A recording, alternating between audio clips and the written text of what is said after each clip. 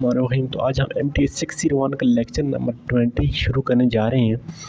इससे पिछले लेक्चर में हमने लेक्चर नंबर 19 कवर किया और लेक्चर नंबर 19, 18, 17 हम कुछ एग्जांपल्स करते आ रहे हैं कि हमने इन तमाम जो हमारे पास ये प्रॉब्लम होती है उसको इक्वेशंस में कैसे कन्वर्ट करते हैं, ठीक है, जिसको हम LP मॉडल भी कहते हैं।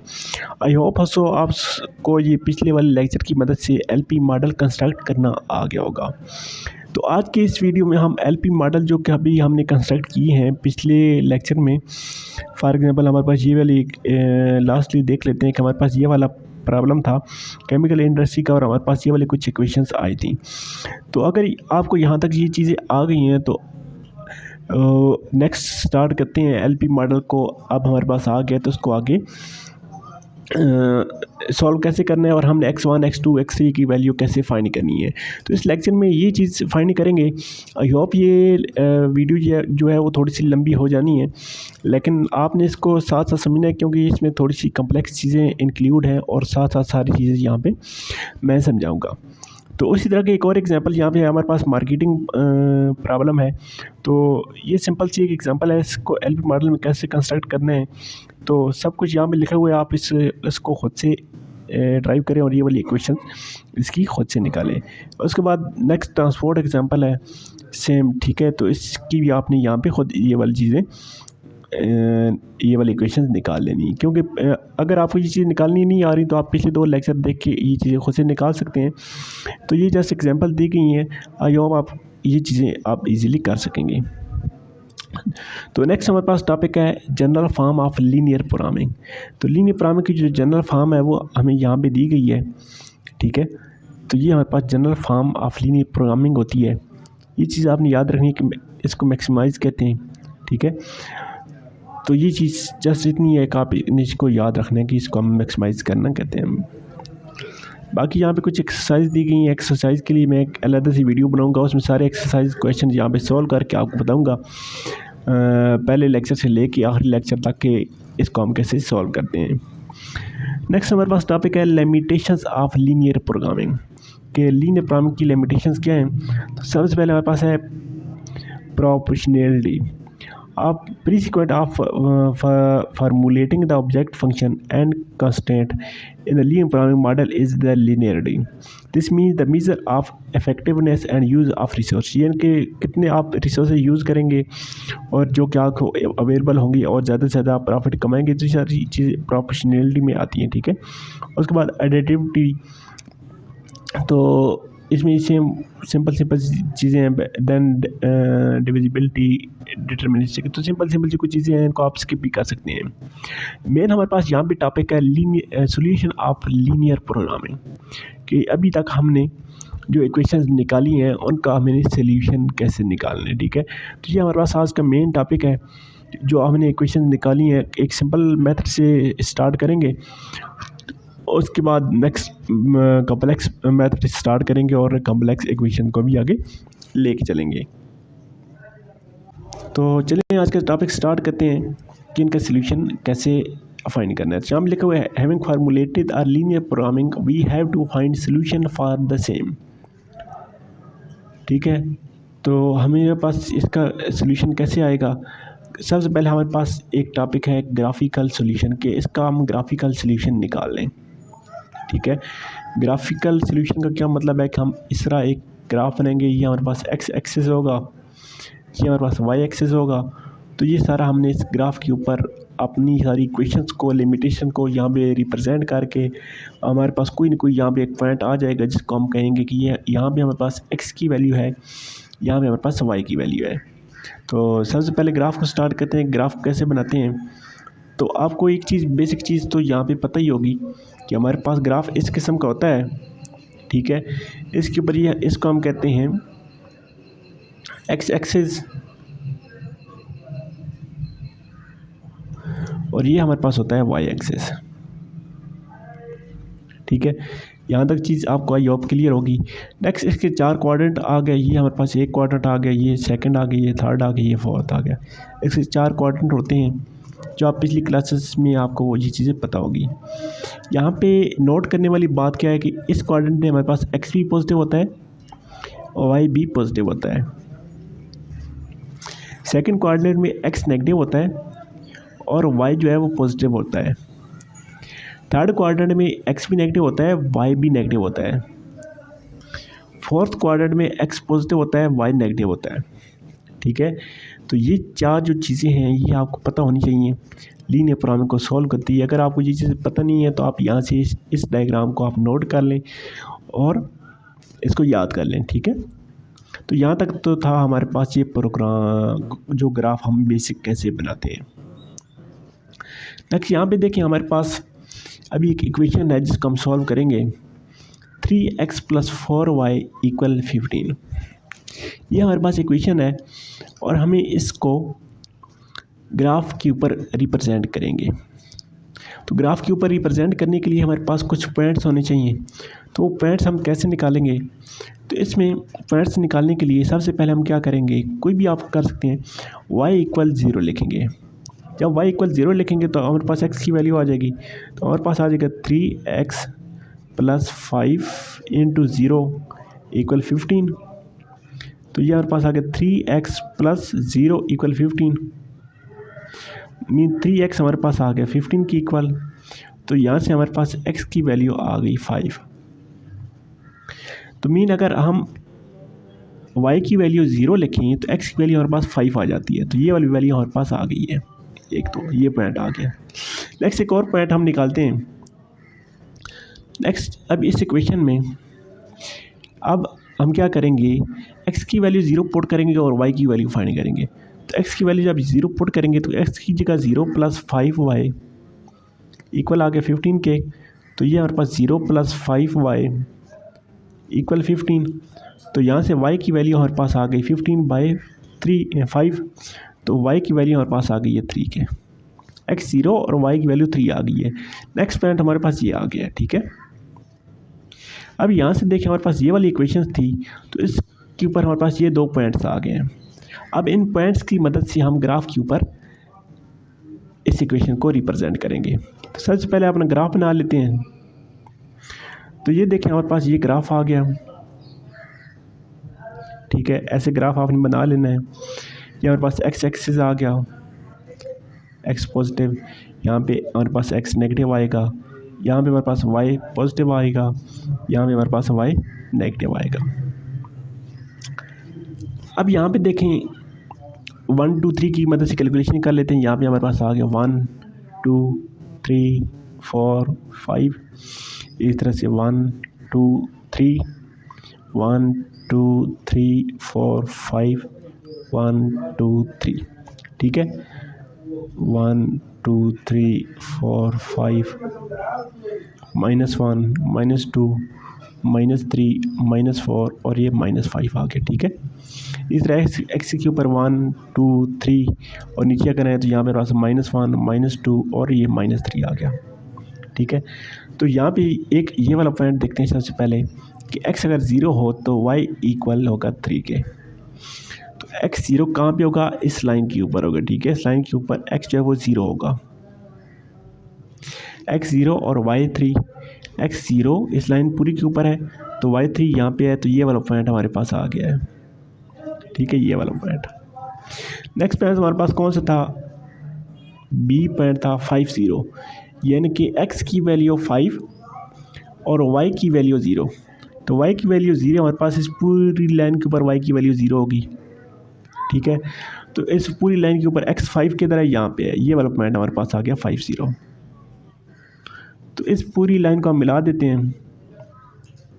ठीक है, सही से नहीं मिली, अगेन मिलाते हैं। ये वाली लाइन हमारे पास बन गई है।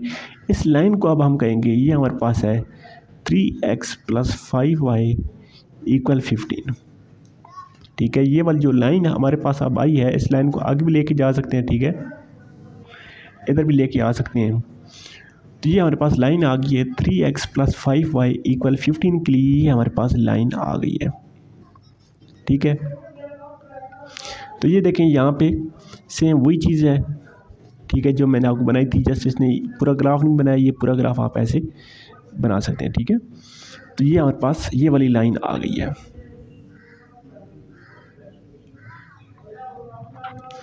ठीक है, तो नेक्स्ट आगे चलते हैं। यहाँ पे हमारे पास नेक्स्ट कंडीशन क्या है जी, 3x + 5y <15। पहले हमने जो ग्राफ के ऊपर ड्रा की थी ना ये वाला लाइन तो हमारे पास थी 3x + 5y = 15। अब हमने ड्रा करनी है 3x + 5y <15 less than or equal to, ठीक है। तो इस लेस देन का क्या मतलब है कि इस लाइन से नीचे जितना भी एरिया होगा ये सारा वो हमारे पास इंक्लूड होगा, ठीक है। अगर साथ इक्वल टू का भी साइन है तो ये पूरी लाइन, ठीक है। अगेन मैं आपको बताता हूँ, अगर जस्ट इक्वल का साइन है तो जस्ट इस लाइन के ऊपर जो पॉइंट्स आ रहे हैं वो हमारे पास होंगे। अगर लेस देन का साइन है तो इस लाइन से नीचे जितना भी एरिया आ रहा है वो हमारे पास है। अगर लेस देन और इक्वल टू दोनों साइन है तो ये पूरी लाइन और इससे नीचे जितना भी एरिया हमारे पास आ रहा है ये सारा रिप्रेजेंट कर रही है ये वाली इक्वेशन। तो यहाँ पे देखें सेम वही चीज़ कि इस लाइन से नीचे जितना भी एरिया आ रहा है उसको रिप्रेजेंट किया जा रहा है 3x + 5y < = 15। तो ये अगर greater than or equal to 15 होता तो हमारे पास ये ऊपर वाला एरिया आता, फिर नीचे वाला एरिया ना आता। लेस देन के लिए नीचे वाला एरिया आएगा और ग्रेटर देन के लिए हमारे पास ऊपर वाला एरिया आएगा, ठीक है। तो ये देखें यहाँ पे इसने ये चीज़ बताई है कि अगर ये ग्रेटर देन होगा तो ये ऊपर वाला एरिया आएगा, ठीक है। तो बाकी इस चीज़ को आप छोड़ दें, ठीक है। जस्ट आपने यहाँ तक ही समझना है, जस्ट आपके पास कंसेप्ट होना चाहिए, बाकी चीज़ें आप समझ सकते हैं इजीली, ठीक है। तो यहाँ तक आई होप आपको ये चीज़ समझ आ गई होगी। बाकी इनको भी आप खुद से करें तो ठीक है, वरना इन डायग्राम्स को भी छोड़ सकते हैं। नेक्स्ट हमारे पास अब प्रोसीजर क्या होगा ग्राफिकल सोल्यूशन निकालने के लिए। Having explain how to fix feasible solution specifically space satisfying the constraint, we now give various step involved in। तो हमारे पास अब कौन कौन से स्टेप हैं, ये 4 स्टेप अब हम फॉलो करेंगे। इन 4 स्टेप को पढ़ लेते हैं। ये 4 स्टेप क्या हैं, कंसिडर ऑल कंस्ट्रेंट, सबसे पहले तमाम कंस्ट्रेंट बना लेने हैं। Taking the equality relation, plot all straight lines on the graph and get feasible solution space satisfying the inequality, ठीक है। सबसे पहले तमाम कंस्ट्रेंट बनाने हैं। कंस्ट्रेंट बनाने का क्या मतलब है कि x1 x2 x3 x4 जो हम कंस्ट्रेंट बनाते थे और उनको उनकी वैल्यू देख के हमें इक्वेशन बना लेनी है। स्टेप नंबर 2 में क्या करना है, कोई भी आर्बिट्रेरी वैल्यू लेनी है। जैसे हमने x की वैल्यू 0 ली थी और y की वैल्यू आई थी, y की वैल्यू 0 ली थी तो x की वैल्यू आई थी। तो हमने कोई भी ग्राफ के ऊपर वो पॉइंट बना लेने हैं, ठीक है, और उन पॉइंट को मिला के एक लाइन बना लेनी है। स्टेप नंबर 3 क्या है जी, move the objective line parallel to appropriate direction in solution. तो नेक्स्ट जो हमारे पास कंडीशन होगी उसको उसी पैरेलल लाइन के ऊपर बनाएंगे जो हमारे पास मैक्सिमम या मिनिमम होगी। यानी एक लाइन अगर हमारे पास ये वाली आ रही थी तो सेम इस तरह की और लाइन बना लेंगे जो कि हमारे पास आ रही होगी। तो अब बाकी कंडीशन को लगा के चेक करें कि हमारे पास कौन सी लाइन ठीक बन रही है। स्टेप नंबर 4 में क्या कहता है, the process moving object line में be meet the extreme point. तो किसी न किसी एक पॉइंट के ऊपर तमाम कंडीशन मिल जाएंगी तो हमारे पास वो वाला पॉइंट होगा। इसको अभी नेक्स्ट एग्जांपल की मदद से समझते हैं ताकि आपको मज़ीद समझ आ जाए। एग्जांपल हमारे पास क्या है जी, जो हम पहले इक्वेशंस हमने बनानी है ना, उन्हीं इक्वेशन की बेस से एक छोटी सी एग्जांपल है, इसको समझेंगे, आगे इसको मज़ीद एक्सप्लेन करेंगे नेक्स्ट आने वाले लेक्चर में और मज़ीद इसको बड़ा करते जाएंगे। तो यहाँ पे हमारे पास इक्वेशंस क्या हैं, z = 4x + 7y, इसको मैक्सिमाइज़ करना है। सेकेंड इक्वेशन हमारे पास x < = 40 है, y < = 30 है, और फोर्थ इक्वेशन है x + y < 60 है, और फिफ्थ इक्वेशन x और y हमारे पास greater than or equal to 0 है, ठीक है। तो इन 5 इक्वेशन की मदद से हमने अब सोल्यूशन निकालना है, ठीक है। जैसे हम करते थे ना पिछले लेक्चर में, जैसे देखा हमने कुछ इक्वेशन बना लेते थे और वहाँ तक जैसे हमने इक्वेशन बनानी, अब उन्हीं इक्वेशन की मदद से सोल्यूशन देखेंगे। तो यहाँ पे देखें, सबसे पहले इस डायग्राम को देखें। इस डायग्राम में हमने क्या किया है कि हमारे पास हमने एक x और y कोऑर्डिनेट्स बना लिए हैं, ठीक है। और हमारे पास इक्वेशन क्या है, x प्लस वाई इक्वल 60। ठीक है, तो इसमें x इक्वल 0 पुट किया है, तो y x इक्वल जब 0 पुट करेंगे तो हमारे पास y की क्या वैल्यू आ जाएगी, y इक्वल आ जाएगा 16 के, यानी कि x 0 और y 16 एक पॉइंट ये आ जाएगा। ठीक है, x 0 और y 16 के लिए ये वाला पॉइंट आ गया। देन नेक्स्ट y 0 लिखेंगे तो x प्लस 0 इक्वल 16 आ जाएगा, x इक्वल आ जाएगा 16 की। जब जब x 0 होगा तो y 16 होगा, ये वाला पॉइंट। तो x 0 इस लाइन के ऊपर होता है, सॉरी y 0 इस लाइन के ऊपर होता है और x 16 यहाँ पे सॉरी 16 और 0 होता है। ठीक है,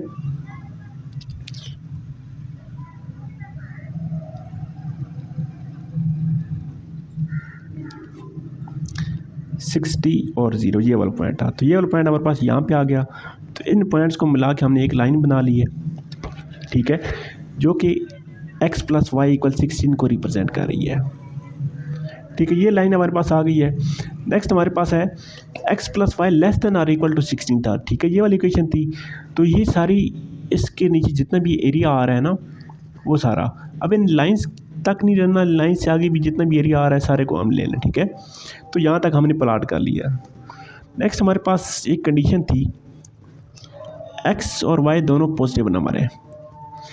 जब x और y दोनों पॉजिटिव नंबर होंगे तो आपको पता है ये हमारे पास फर्स्ट क्वाड्रेंट में लाई करेगी। दोनों पॉजिटिव हमने फर्स्ट क्वाड्रेंट में रखे थे ना, तो इसका मतलब हमारे पास जस्ट इस एरिया के अंदर जितना भी एरिया आ रहा है ना, यहाँ पे इस ट्रायंगल के अंदर ये एरिया आ गया है।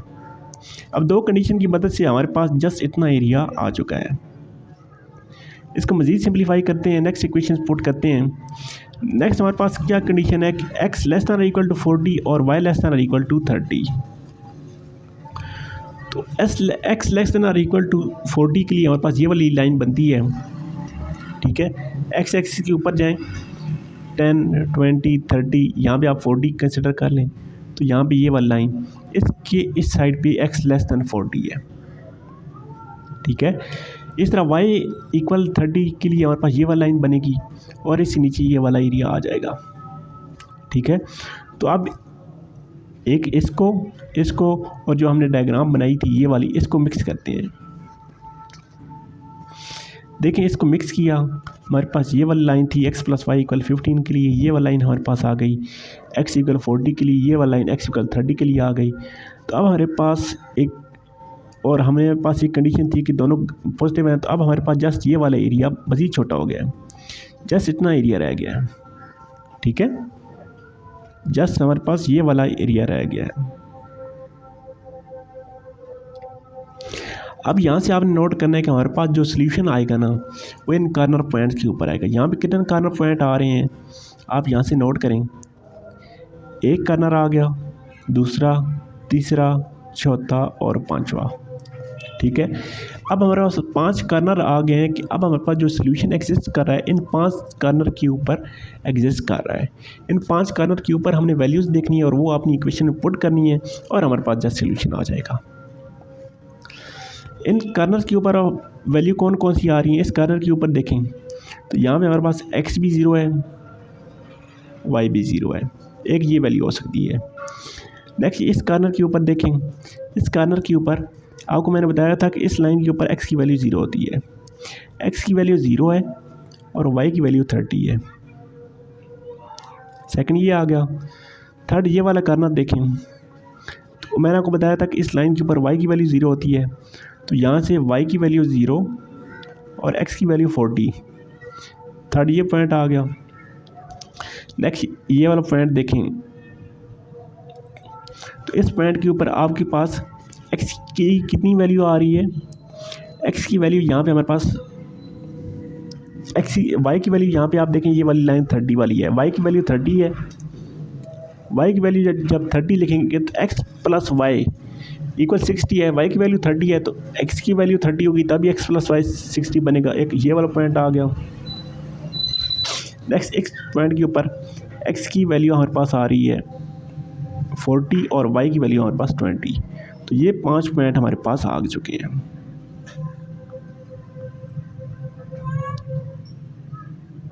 अच्छा, यहाँ तक हमारे पास ये 5 पॉइंट आ चुकी हैं। ठीक है, तो इन 5 पॉइंट को हमने बारी बारी पुट करते जाना है अपनी इक्वेशन में और सोल्यूशन देखते जाना है कि हमारे पास मैक्सिमम सोल्यूशन कहाँ पे आएगा। अच्छा, यहाँ पे टेबल में हमारे पास ये वाली वैल्यू आ चुकी है। ठीक है, पहली वैल्यू ये वाली, ये 30 30 20 40 और 40 0। ठीक है, 40 0 मैंने आपको नहीं बताई, तो 40 0 यहाँ पे वैल्यू इस पॉइंट के ऊपर 40 0 वाली है। ठीक है, एक्स की वैल्यू देखें 40 है और इस लाइन के ऊपर वाई की वैल्यू 0 होती है, तो यहाँ पे हमारे पास 40 एक्स की वैल्यू वाई की वैल्यू 0। तो ये 5 पॉइंट आ गए हैं। ठीक है, A B C D E, ये 5 पॉइंट आ चुके हैं। तो ये सारी वैल्यू इस इक्वेशन में पुट करके चेक करते हैं कि हाँ हमारे पास कौन सी वैल्यू सबसे ज़्यादा आ रही है। तो जब दोनों एक्स वाई की वैल्यू 0 पुट की तो जेड की वैल्यू 0 आ गई। जब 0 30 पुट किया तो यहाँ पे हमारे पास 2 10 आ रहा है। 30 30 पुट किया 3 30 आ रहा है। 40 20 पुट किया 300 आ रहा है। और 40 0 पुट किया यानी कि एक्स 40 और वाई 0 पुट किया तो हमारे पास 160 आ रहा है।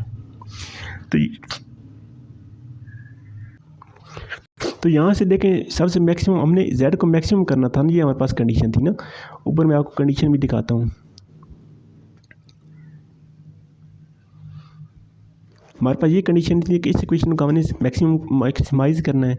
तो ये कंडीशन ये कहाँ पे मैक्सिमाइज हो रही है, ये देखें 330 के ऊपर, और 330 के ऊपर x की वैल्यू भी 30 है और y की वैल्यू भी 30 है। ठीक है, तो हमारे पास x इक्वल 30 और y इक्वल 30 आ गया है। ठीक है, तो x और y की दोनों की वैल्यू हमारे पास आ चुकी हैं। ठीक है, नीचे ये अल्टरनेटिव मेथड दिया गया है। ये वाला मेथड थोड़ा मुश्किल है, जो ऊपर वाला मेथड है उसको आप ट्राई करें, वो ज़्यादा ईजी है। ठीक है, तो यहाँ पे हमारे पास कुछ सर्टेन्स डेफिनेशंस हैं। ठीक है, डेफिनेशंस हमारे पास क्या चीज़ है, a feasible solution is the value of all point which all constant are satisfied. कि हमारे पास x और y की वो वैल्यू आनी चाहिए जो तमाम हमारे पास जो इक्वेशन आई है वो तमाम को सेटिस्फाई करें। Next, optimal solution is feasible solution, जो हमारे पास फिजिबल सोल्यूशन होना चाहिए। ठीक है, जो कि हमारे पास मैक्सिमाइज और मिनिमाइज तमाम कंडीशन को पूरा करता हो। तो x और y की वैल्यू जो हमारे पास 30 30 आई है ना, यहाँ पे ये वाली वैल्यू, तो इस वैल्यू को आप इन तमाम इक्वेशन में पुट करके चेक कर सकते हैं। किस तरह की इक्वेशंस, ये वाली हमारे पास इक्वेशन थी। तो इन x की वैल्यू 30 और y की वैल्यू 30 पुट करके यहाँ पे चेक करें तो हमारे पास कंडीशन फुलफिल हो रही है।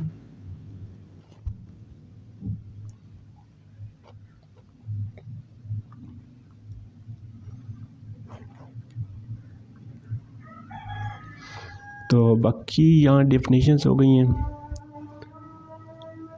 और यहाँ तक हमारा ये लेक्चर एंड हो गया। ठीक है, आई होप आपको ये चीज़ समझ आई होगी। साथ साथ आपने ख़ुद ट्राई करना है ताकि आपको मज़ीद समझ आ जाए। तो नेक्स्ट यहाँ से हमारे पास लेक्चर नंबर 21 शुरू हुआ है, जो कि नेक्स्ट वीडियो में कवर करेंगे।